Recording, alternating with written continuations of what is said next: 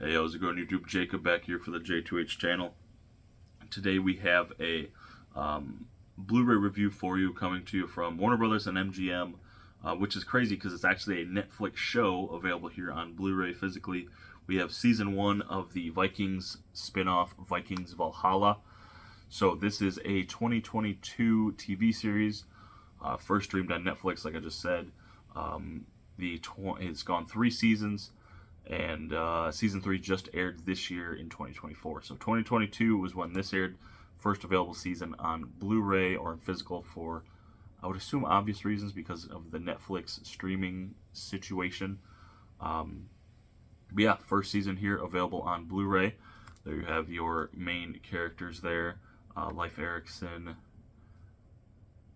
something with an H, and Friedis.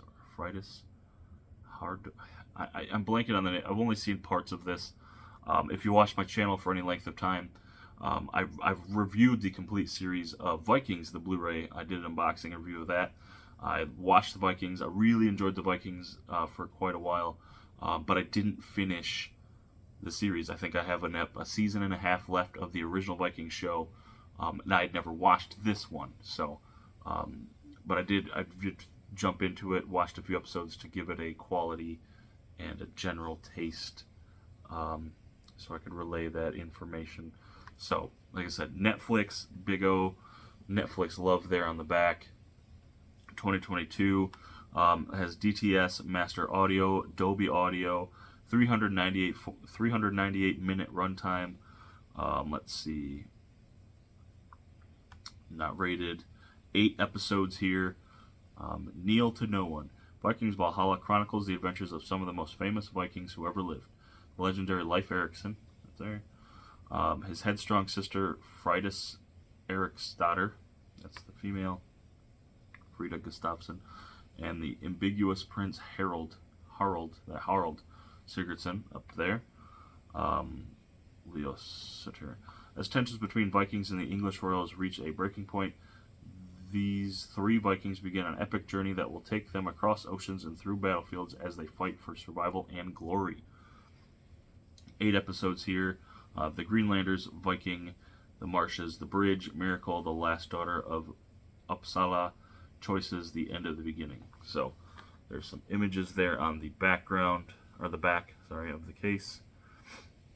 So 8 episodes of the first season. You have your episode guide there, 1 through 4 over here, 5 through 8 over here, 2 discs.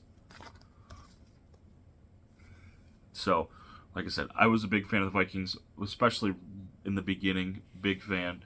Started to peter off big time, which is why I didn't finish the series. And 2 things I noticed right away when I started watching this. I liked this a lot better than some of the last episodes of Vikings I was watching, of the latter seasons. And I also, having not finished Vikings, I was not confused a bunch at the beginning of this. There's a time jump. They tend to explain things very well in universe. There's also enough of a time gap, and this is enough of its own show where you don't have to have seen Vikings to appreciate and understand this, though it definitely helps. I kind of compare it to House of the Dragon and Game of Thrones, but backwards. That type of, like, there's a time jump where these characters aren't quite related. You know, they're not going to interact, but yet it's the same universe and it's the same lure, etc. And this one is rooted in history. So if you know anything about Vikings and their histories, you watched other various shows. Personally, I've watched Vinland Saga, the other Viking show. There was a Canadian Viking show, and then Valhalla. So you get to be familiar with some of these characters and their paths, etc. In that same respect, if you haven't checked out Vikings, I would recommend Valhalla. If you're a fan of the first show and you weren't aware of this, don't have Netflix, it's just as good. It's better than some of the latter episodes I watched, honestly. So check it out.